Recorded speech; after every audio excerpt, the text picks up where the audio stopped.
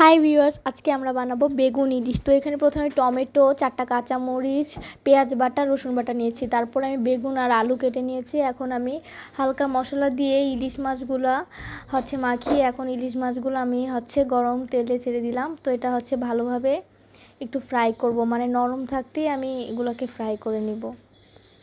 তো এখানে দেখছেন আমি হালকা করে ভাজা হয়ে গেছে। তারপরে আমি আলুগুলো ভেজে নিব। তারপরে আবার বেগুনগুলো আলাদাভাবে ভেজে নিব। এতে দেখা যায় বেগুনগুলো অনেক হালকাভাবেই ভাজা হয়, আলুগুলোও ঠিক মতো। তো এখানে আমি সরিষার তেল নিয়েছি।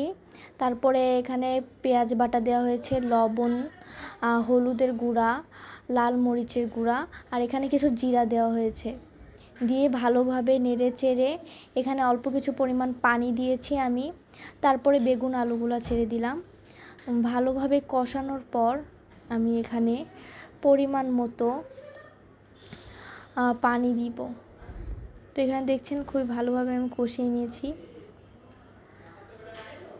তারপরেই আমি এখানে পানি দিয়ে দিলাম। এখন ভালোভাবে কষানোর পর আমি এখানে টমেটোগুলো ছেড়ে দিব, যে টমেটোগুলো আমরা কেটে রেখেছিলাম। এখন আমি কিছুক্ষণ ঢেকে রাখার পর এখানে আমি ইলিশ মাছগুলো ছেড়ে দিব। আমি উপর দিয়ে ছেড়ে দিয়েছি, আপনারা বেশি নাড়াচাড়া করবেন না যেন এটা ভেঙে না যায়, কারণ এটা মূল আকর্ষণ ইলিশ মাছ। তো তারপরে আমি উপর দিয়ে কাঁচামরিচগুলো দিয়ে দিলাম। এই তো আমাদের হয়ে গেল বেগুন ইলিশ তরকারি। খুবই পাতলা ঝোল, সবসময় আপনারা খেতে পারেন, খুবই সুস্বাদু। তো এখানে আমি ভাতের সাথে পরিবেশন করেছি, আপনারা দেখেই নিচ্ছেন। খুবই অল্প টাইমে আপনারা বানাতে পারেন, আর এটা খুবই একটা গরমকালেও আপনারা অনেক বেশি স্বাচ্ছন্দ্য করবেন।